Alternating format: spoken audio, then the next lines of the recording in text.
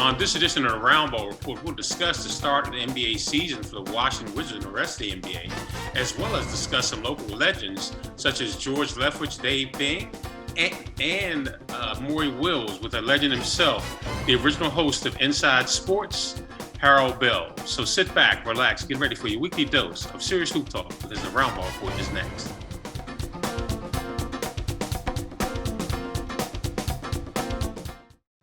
Yo, Scott. Hey. I'm heading out, man. You want to ride? No, I got my car, but I actually really need to go to the bathroom. Oh, you know what? I was just in there. The line is like 10 people long. You know, I think I'll just...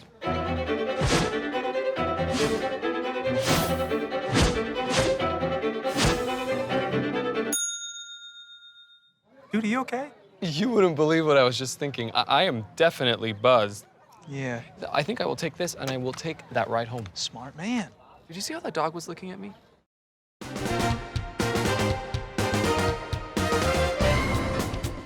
Hello, I'm Andrew Dyer, and welcome to another edition of the Roundball Report, the only show in the area dedicated to highlighting the extras of the high school, college, and professional basketball teams which play in the Washington metropolitan area.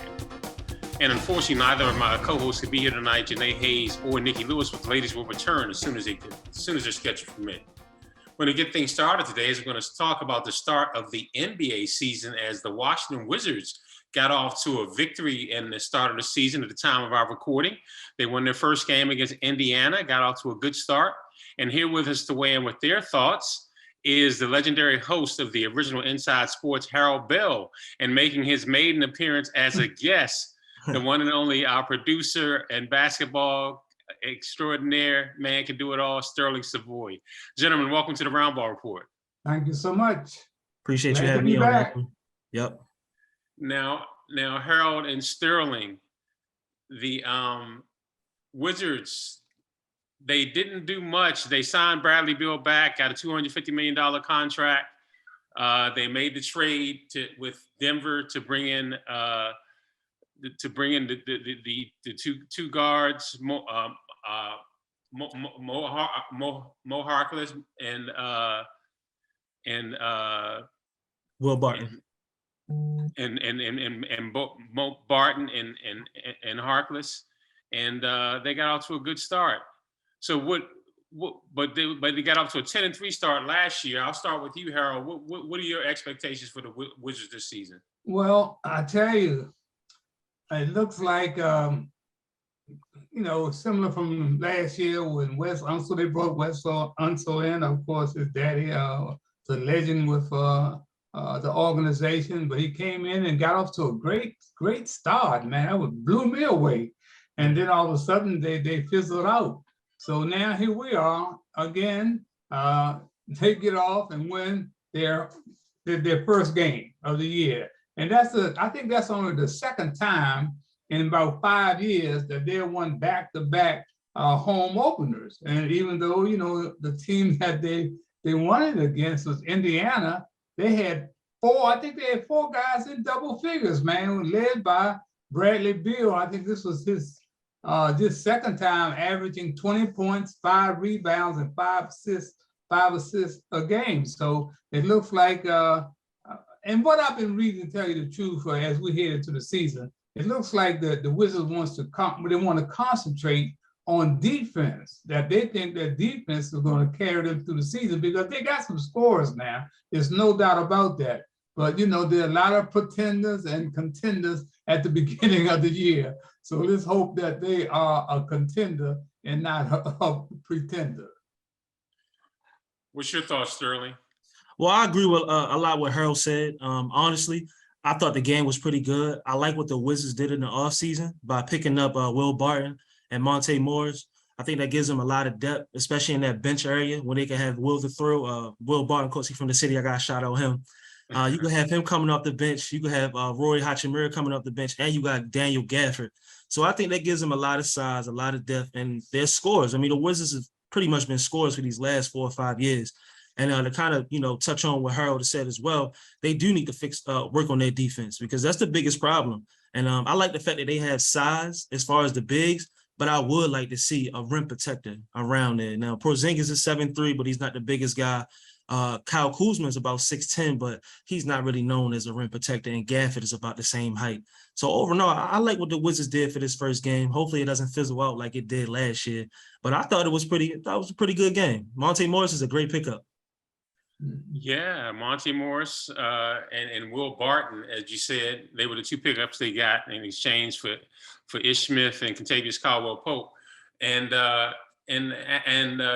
injuries is going to be play a key toll. Denny Avia, who they really put in the starting lineup to try to bring that defensive edge. He twisted his ankle last night, but it looks like they said he could have come back.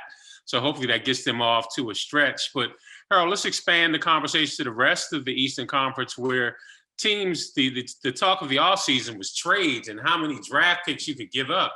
And staying in the East, the Cleveland Cavaliers picked up Donovan Mitchell. Kevin Durant demanded a trade. That didn't happen. But we saw a bevy of draft picks go for frontline pairs where teams are saying, we want to win now and we'll deal with the future when it comes. Well, that was a surprise to me. I was not surprised that Donovan wanted out of Utah. There's no doubt about that. I thought he wanted out of Utah, and I think in a way the politics in Utah wanted Donovan out because Donovan is a stand-up young brother when it comes to calling it like he said as far as civil rights and racism and all that other stuff. But he was having a great year, but it seemed like things were not clicking for whatever reason. There were a lot of rumors that personality clashes and everything. And when I looked up and saw that he had gone to Cleveland, I said, "Whoa, man! Did he want out that bad?" And if anything, I thought that he would go home to New York to the Knicks. Well, I thought that would be the place for him. But then I found out that Danny Ainge had a run-in with the Knicks organization when he was there. He said, "No way in hell am I doing anything with the New York Knicks." So Donovan ended up in Cleveland, and that means that I'll be able to get a chance to see him. He's my cousin. Donovan is my cousin, and I'm proud of the young man. I've been keeping an eye on him, and he's been a great individual. I just stop and think about, I watched Dave Bing get involved in the community in 1967, and that here to his Donovan come back and does almost the exact same things as Dave Bing. So I say, man, this guy's going to have a bright future. And people told me that, Harold, don't sleep on Cleveland. Cleveland they got some talent there, so they may be a surprise to you. And Donovan Mitchell may be able to help them to be a playoff contender. So that's, I'm looking at that way. And what your thoughts on that, on Donovan Mitchell going to Cleveland, Sterling? I think it's a game changer. I mean, it might be the biggest star they had since they had LeBron and Kyrie over there. It gives them a lot of superstar power, along to go with Mobley, along to go with Jared Allen, and they still got Karis LeVert. So they got a lot of good pieces around it. Donovan, he's a superstar. In Utah, he made a good name for himself for whatever reason. Him and Rudy Gobert couldn't get it done. And, shout out to Danny Ainge. He got a lot of picks for Rudy Gobert, just to touch on the picks conversation. He got 5 first-round picks, and he got a lot of picks for Cleveland as well. Don't understand what happened. Like Harold said, I don't understand what happened with the New York Knicks situation. It seems like Danny just didn't want him to go over there, so he was asking for a lot. I think he wanted R.J. Barrett and a lot more other picks. So, like Harold said, I was surprised that he went to Cleveland, and I think it's a great move. And I'm looking out for the Cavs. I got him as a 4 to 6 seed this year in the Eastern Conference. Well, he got off to a great start. I think he scored 31 points last night against Toronto. Yeah. So he got off to a great start, and if he stays healthy, he's going to be a problem around the league. There's no doubt about that. Where is Danny Ainge now, guys? Where is Danny? He is the general manager of Utah. He's the one that made all of those trades. He cleared out the entire roster. He got rid of the coach. He brought in the one of the young assistants from Boston before the situation happened with Ime Udoka. And we got to talk about that next. The Eastern Conference champions had a bombshell, literally, as Ime Udoka was suspended for a year for having an affair with a staffer. And on some shows, Sterling, I'll let you spill the tea. You're trying to say who that staffer was. Well, from what I'm hearing a lot of rumors, but the biggest rumor that I heard was that it was a vice president's wife. Now, correct me if I'm wrong. Maybe y'all heard something different. I heard even the owner's wife. Oh, Oh my gracious! man, right. And then I heard another rumor that it was one of the players' girlfriends or the players' wives. So Ime, man, he couldn't keep it under control. Go ahead, But Harold.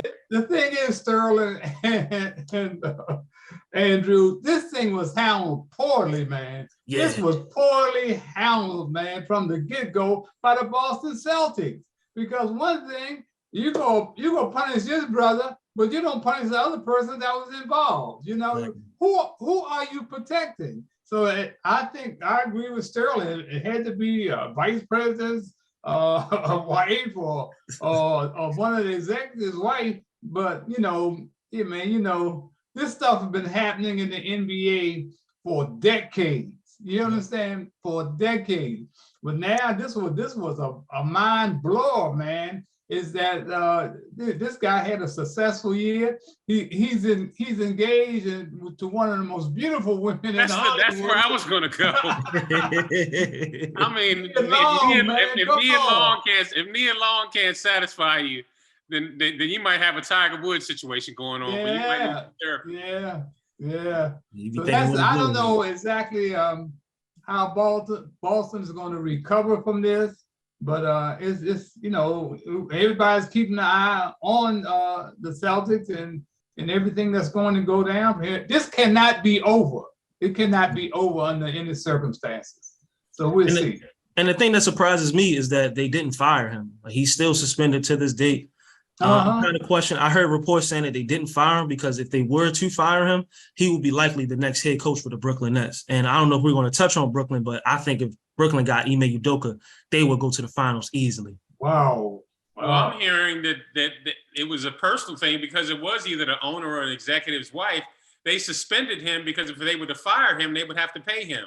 But suspension, he has to sit. It's a way of sending a message to him where he has to sit without pay for a year and can't go to another team.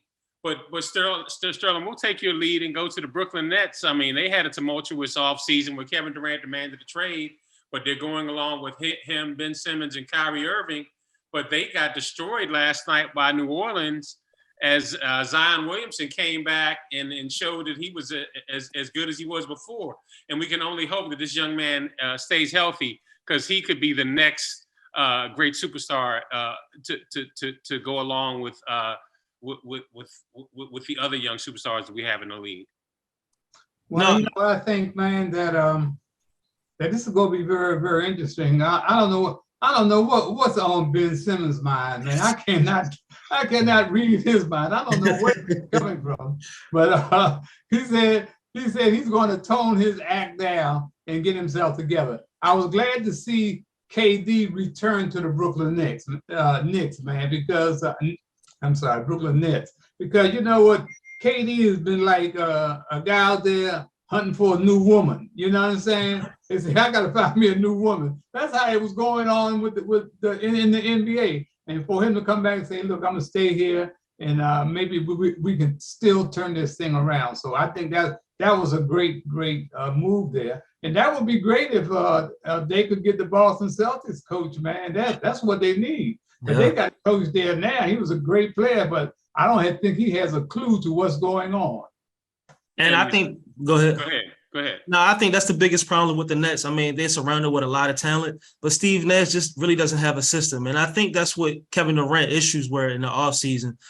He had a lot of success in Golden State. They had a complete system from the ownership to the head coaches to great players. And then you go to Brooklyn, it's just a lot of ISO. Now, Brooklyn, they led the team in isolation plays last year in the league, and I wouldn't be surprised if they've done it again this year. So I think that's where the frustration stems from with Kevin. And as far as Ben Simmons, I think it was two stories for that game. One, you had Zion Williamson coming back from about missing 500 days of time, and you had Ben Simmons, he missed about a year. And you saw Zion, he came on the court, looked like he didn't miss a beat. And Ben Simmons, he looked like the same Ben Simmons. He fouled out, didn't really take shots. Defense was questionable. Zion bullied him. So I really want Ben Simmons. I've been saying this for about a couple of years. I don't understand. I mean, you're around Steve Nash. You got Patty Mills, Kevin Durant. You got some of the greatest shooters the league has ever seen. Shoot the ball, brother. What's the worst that could happen? I mean, you're going to miss some, but if you make them, you spread the whole entire court out for the rest of your players. So it's going to be an interesting season for the Brooklyn Nets. I wouldn't be surprised if somebody get traded. Yeah. Well, out west, Golden State are defending champs, and we had that scenario that happened with Draymond Green and Poole. Harold, those fights have happened before, but in this era, somebody leaked a videotape where Draymond leaped and actually stole Poole. What do you think of that situation? That's something that they can overcome in their quest to try to repeat? No, I don't think they can overcome, man. I think, that was really a rotten, dirty play for a guy as big as Draymond to steal this brother. You understand? That's what it is. That's the kind of stuff you do on the playground, man. Yeah. Professionals don't do that, even though we know it happens, but it got out this time. There's no way that these guys can survive with Draymond Green. They got to trade him for somebody, man. They need to get him out of there because every night, man, the spotlight's gonna be on him and this kid Poole for the season, man. So I don't think, I would love to have him on my team. You know, he's a dirty player and all the rest of that stuff, but he's a competitor, man. But what he did to this young boy, man, was really outrageous, man. And I think they need to get rid of him and see if they can win without him, man, or get something for him. Because I just don't think there's going to be a comfort zone the whole season, man. I may be wrong, but I don't think so, man. I really don't. So do you think the fact the video came out is the reason why it's not going to work, or the fact that he punched him? I think it's a combination of both of them. If they could have kept the video out of it, maybe a possibility of us not seeing that. But with them showing the video, man, and seeing how vicious that punch was, man, I don't see how Poole can play with this guy. I know he was gonna probably try to be a professional, but it's gonna come to a head. So they might as well get rid of Green right now and try to win without him, man. All right, guys. Well, that's a good recap of the early season. And now, we're going to go to a quick break, come back, and allow the legendary Harold Bell to talk about some things that are going on with some local legends. So stay with us. My biggest fear in the middle of my addiction was that I would never be able to get over it and that my kids wouldn't have a father. I started thinking, you know what? This isn't my story. For the longest time, fear held me back from ultimately being who I wanted to. I had to become a better man to be a better father. It's important to me that my kids are empowered and truly believe that if they can think it, they can do it.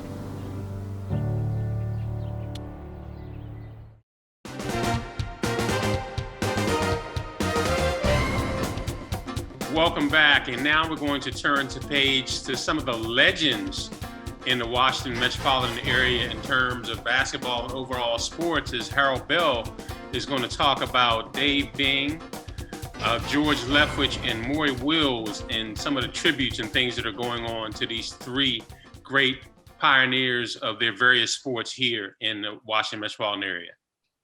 Yeah, Andrew, this week I had the opportunity, I'm glad someone pulled my coattail, that they were doing a tribute to George Leftwich, the great player with that great team of Big Tom Hoover, John Thompson, Kenny Price, you name them, man. This was the team that beat Lou Alcindor and that great team, undefeated team out of New York. John Thompson's junior year, I don't know if it was junior or senior year, but anyway, George Leftwich was the glue that kept that whole team together. And George has been, he's been the athletic director at John Carroll. I said, well, let me go over here, no telling who I might see. All these old guys, I'm probably 10 years older than all of them. But I say, no telling what kind of people you might run into. And then when I walked in, the first person I run into is Dave Bing. I said, whoa. So Dave looked at me, he said, man, what are you doing, man? Well, how you staying so young? I said, because I'm poor. So you got money. You got to get old. I said, I'm poor. That's what I said, God keeps me young. Mm-hmm. So he had to laugh. But, Dave and I have a lot of history, man. It's been kind of feisty at times because, Dave Bing is no doubt about it, one of the great NBA players of all time. He made the all 50 team legends. And of course, he went on to become the mayor of Detroit. And one of the things I warned him, we came to DC campaign. I said, Dave, you don't need to be no mayor of Detroit. Detroit is a dead end street, you know, but of course, he got money now, he got fame, so he don't listen to Harold Bell no more. so anyway, didn't have a great run in politics, man. Politics are real dirty, but I ended up seeing Tom Hoover there. Tom Hoover was the muscle of that great John Carroll team, and he went on to play in the NBA as a muscle man, as a enforcer for the New York Knicks. And Tom and I, we talked, and when he saw me, he said, Harold, man, they say you were dead. I said, Tom, that's something they were wishing. I said, Tom, they were wishing I was dead. So we laughed, but it was a great turnout for George Lethbridge, man. The room was filled. But you know what, guys, I had to get out of there. They had a big statue in there. And guess who the statue was, Andrew? John Thompson. John Thompson. I said, I better get out of here. But congratulations to George, a great tribute. And I was able to give George one of my books. I'm celebrating 50 years of Inside Sports this year. So I did a 20-page color photos of different individuals that I've interviewed over the years. And I signed it to George as thanks for being a superstar in the game called life. And he was happy to receive that. But yeah, it was great. And George has always been a class act and a professional, man.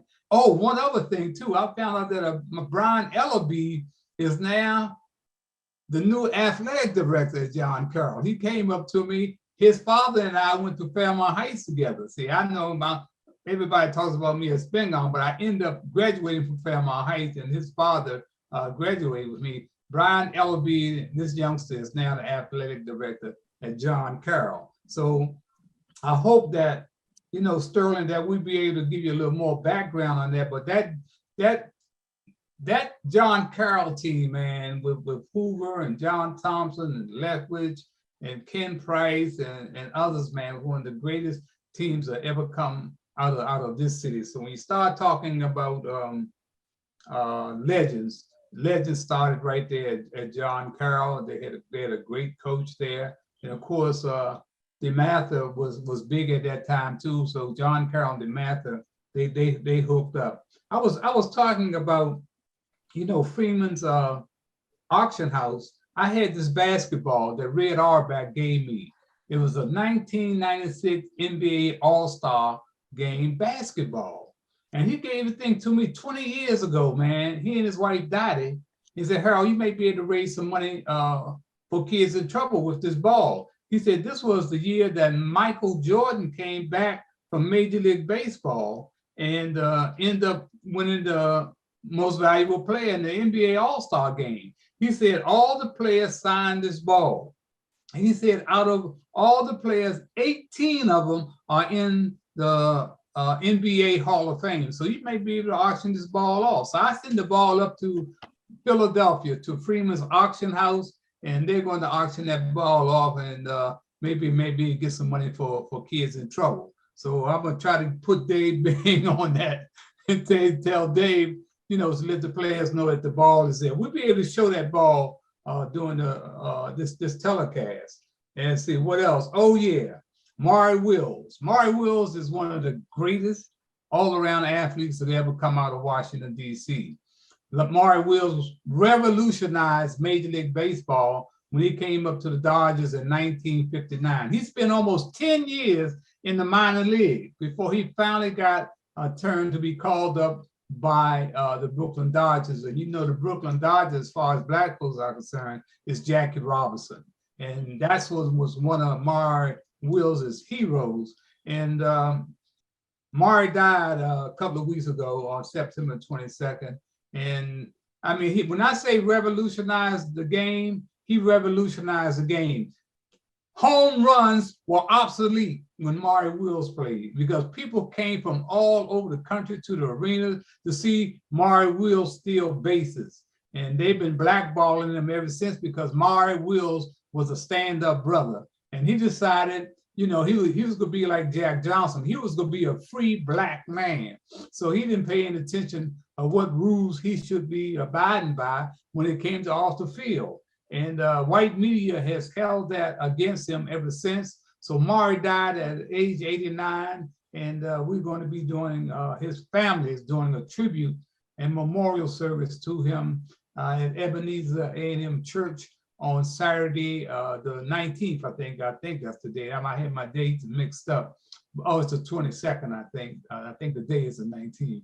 But anyway, Maury Wills played basketball, football, and baseball. He was all city in baseball and football, and outstanding basketball player. So I know some of this stuff that you guys are not aware of, but Maury Wills, man, Google Maury Wills and you'll see exactly who he was. And you know, I'm gonna tell this story, then we can move on to other things. But when I was playing with Spingarn, his brother Donald Wills was the quarterback, and I was the wide receiver. My first year at Spingarn, we scrimmaged a team called the Stonewalls, and Maury Wills would come home and he would play football with the Stonewalls. So our coach Dave Brown would bring the Stonewalls down to our field and practice against us, right? Or have a little scrimmage to get us ready for the season. In my first year, you know, I didn't play that much. You know, I got out there. Maury came out and showed his wares. So now I'm going into my junior year. I'm the starting wide receiver, and his brother Donald is the quarterback. So now Maury comes down on the field and he's looking at me smiling. I said, I wonder what Maury's smiling about, you know? See, I was kind of smelling myself that, you know, I was the man. So anyway, we line up, and Maury lining up in the backfield on offense or running, returning punts. He got over in front of me as a defensive back. I said, whoa, what is this? And let me tell you something. This brother shut me down. He didn't allow me to catch a pass. I think I must have had 5 or 6 passes thrown my way, and he was all up in my stuff. So when it was all over, I'm standing over there, and he comes over. He said, Harold, you know what? You're going to be good one day, but not today. Oh, I was steaming, man. I was steaming. But that's the kind of confidence, and he was arrogant. That's what I liked about him, too. And Bill Russell, man, there's no doubt about it, man. When it comes to talking about a winner, you start with Bill Russell, man. Bill Russell was a winner. And he was, I mean, he caught a lot of hell in Boston, man, because he tried to move out and move into a white neighborhood where they didn't want him. And they did some terrible things to Bill Russell, man, that to this day people still talk about. But that was the city, because I remember Red told me all those people who were Ku Klux Klan and all that stuff, they had to leave their robes and their hoods in their cars. That was not allowed in Boston. And he told his security, any trouble, racist trouble, put them out of here. And they kept that thing under control in Boston, man. And Bill Russell, Harold, has certainly been educational. Man. Let them know where they can catch you now and about your book. Yeah, well, I got a book, and you'll get a chance to see it before the telecast is over. But yeah, I'm on Speak the Truth. I got a podcast every Sunday from 3 to 4, and you can find it up on Twitter, Facebook, and blackmeninamerica.com. I just also want to say, man, I marked 50 years of Inside Sports, but the most important 54 years of marriage to my captain, my wife Hattie. She deserves all the credit, man, because if I was her, I would have been gone. All right. Thanks, guys. Thank you. Hey, great job, Sterling. Thank you. Well, that's going to do it for this edition. I know you enjoyed it. It was informative and action-packed. And you can look forward to more coverage of early season action for the NBA, early season action for college basketball, special features and interviews with the players and coaches from the high school, college, and professional basketball teams in the metropolitan area on future shows. And remember, if it's happening on the court, we'll definitely be around the ball. And for all of you aspiring basketball stars out there, don't ever forget that focusing on your education is the first step towards making your dreams come true. So until next time, for my co-hosts Janae Hayes and Nikki Lewis, I'm Andrew Dyer for the Roundball Report. Good night.